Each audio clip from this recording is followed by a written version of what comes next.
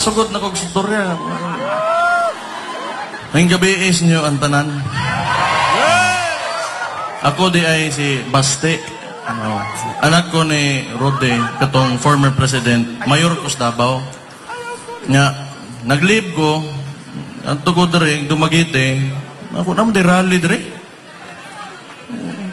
Ikabantay ba? Muligo ang taog dagat, pag-abot na ko din ay rally, ni-apil na lang ko. Oh.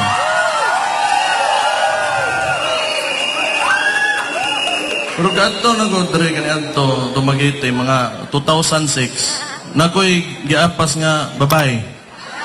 Oh. Human, gibasted ko. Pero, mula agkoon niya, basig, karong gabi, mag-auyab na yung ko, Dre, dumagiti ba? Pagbigay po ko ninyo, samtang, di bitaw, natay sitwasyon,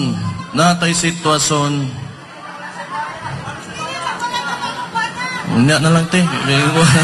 Unya na lang. Nagsugod ni, katong, sa Davao, Manggod. Sila'y gipadagan nga papirma. Gitawag nila, gikan kinis Congress ni. Gitawag nila nga People's Initiative kuno. So ilang ginabuhat, para nis mga wa na kibaw ha. Ilang gibuhat, papirmahon sila papel, nga muingon, nga uyon ka sa charter change. Human, tagaan kanilang kwarta. So, form ni of vote buying. So, naman ay Senate hearing, nahitabo na, nga nagyoy nangangkon po, nga nahitabo yun ni dito sa Davao. Di, motong sinugdanan, No, ang nakapait manggod, ug tan-awon ninyo, wa pa'y duha ka tuig, naglingkod ni sila. Kini magon charter change, mao nilang pamaagi unta nga gusto nila kambyuhan ang gobyerno, ang system para mutaas ilang termino. Kini si BBM, kani nga template, kana ilang ginabuhat karon, mao gina kani adtong style po nila nga iyang amahan nagdugay more or less 20 years nga naglingkod kay di gusto magpapuli, di gusto mo agig eleksyon. Kami mga taga Davao, palagmi. Di man na ingon ana. Kung gusto ka, wa may kaso, magdugay ka, pero ang ingon sa balaod, kausara ka mahimong presidente aning kalibutan, di na gyud ka makabalik. Tumanon talang tuunta. Unya, kung gusto mo sa inyong partido, imuhang anak, imong pamilya ba diha, dili nimo maniobrahon kay nakatungtong kas gobyerno karon, pwede na nimo buhaton kung unsay gusto nimo kay hadlok tanan nimo. Pero sorry to say, kita karon nga niya aning gabi una nga ni adto dire, wa mi na hadlok ninyo. Ang tao, ang bayan, hindi magagapi! Ang tao, ang bayan, hindi magagapi! Ang tao, ang bayan, hindi magagapi! Ang tao, ang bayan, hindi magagapi! Kadiyot lang, pastorya ako. Ang, nanata dire. Di man guna ingunana ng kinabuhi ba? Gusto nila nga monopolyaho nilang politika, unsa ba na ilang mga abura nila dihang mga tao. Mao na makaguba og nasod. Yung istorya man na sa former president, form of cleansing man gyud ang elections. Kaya og naatay mga gipambutang diha ng mga opisalis nato, og di takauyon, naagitay regular nga panahon para mupili. Kaya uwa takauyon, di maayo pras to lugar, pulihan nato. Pag wala na, pugsit ta diha. Di karon adto na migkuan nay uban mga lugar nga niingon nga bidto unta po sa ilang lugar nga muadto ang TAPS kaning maisog hakbang ng maisog para mo musulti. Kaya ato maning katungod.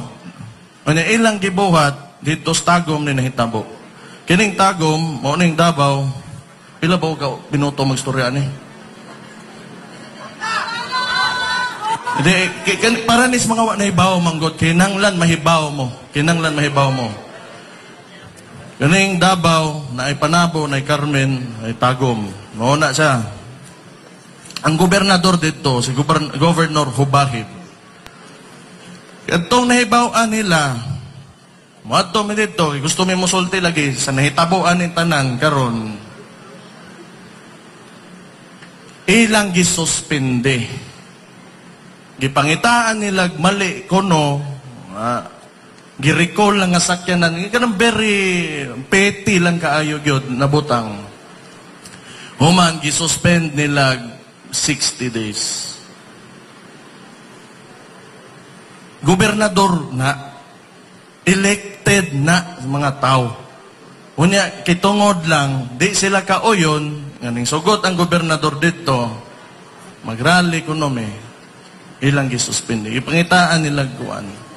Grave abuse of discretion ang ginabuhat. Abuso kay tungod mo lagi nabutang sa posisyon noon. Pero katungod manggod nato mo express gibate na to ngano bawal po di ay garon ingon ani ni sila pagkahuman ana napay usa ka local official si Governor Amba diya sa Cagayan Mamba Governor Mamba ilang gitangtang sa posisyon. Kani, mas grabe ni. Gisuspindi nila to si Governor Hubahib o Governor Mamba karon, gitangtang nila sa posisyon kay di mosugot na botngan og EDCA site ang ihang lugar. Gusto nila tukuran og base sa Amerikano o siguro ang gobernador di niya gusto kay magkandalit sigyod magira, mabusdakan o bomba o ang iyahang lugar. Di sa mosugot, gitangtang nila. Maunang ni ako, kay nagagwapa dres dumagitigod. Maunang ni ako. Para musulti po ko ninyo nga, di ta mosugot, og gobyerno nga ingon ani. Atong ginapangayo lang man, walay abusuhay. Di lang ka mga busar sa imuhang kuan, aron tanan makaduwa og patas. Nasakto ba? Itanawon ninyo, tanawa ang Congress karon, daghang kay batanon. I think more than 50% of Congress mga batanon na karon. Unya mauning liderato nga ehemplo karon na diha maghangad. Kami, ako, 36 anyos ko nga mayor ko. Ug maunang sundo nako, di ko mosugot. Kaya di maayo para sa to ang tanan. Di maayo para sa nasod na to. O iyan na ilang style, power tripping, makuha nila lang gusto, kay tungod naa sila skuan. Mag-unsa na lang man to, mga tao nga nasa pinakaubos. O ang Pilipinas, rabagyod, 14 paita.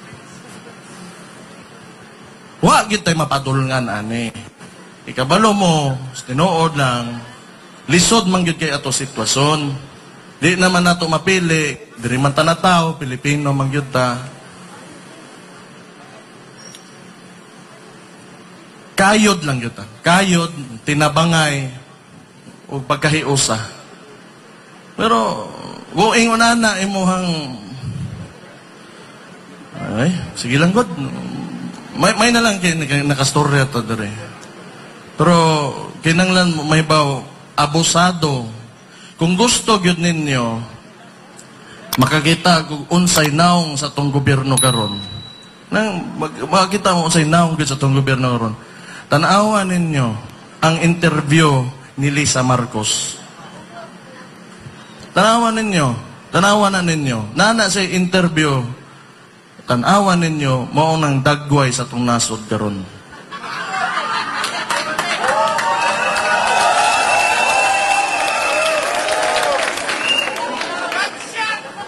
Pero, di tanawa lang ninyo. Kamo na'y bahala maguna-una. Di man ta gusto, mandaot og tao, ingon ta nga, mali o tama yung gingon. Tanawa lang ninyo. Kaya basigwa mo nakakita, para aron makakita mo, unsay dagway gyud sa tong nasod karon. Oo. Ako maingon ana, kamo niingon ana. Pamaora man to, di lang po kay ko magdugay og istorya. Ako nasuroy ra man ko dere. Salamat kato mga kamo nga ni aron kanang mulaban para sa ato ang nasod. Thank you kayo. Mabuhay mong tanan. Mabuhay mong tanan. Bisa kung sa'yo may tabo, uban lang ta, nakos inyo ha. Nakos inyo. Lamat kayo, ug may gabi sa inyong tanan. God bless. Duterte! Duterte! Daghang kayong salamat.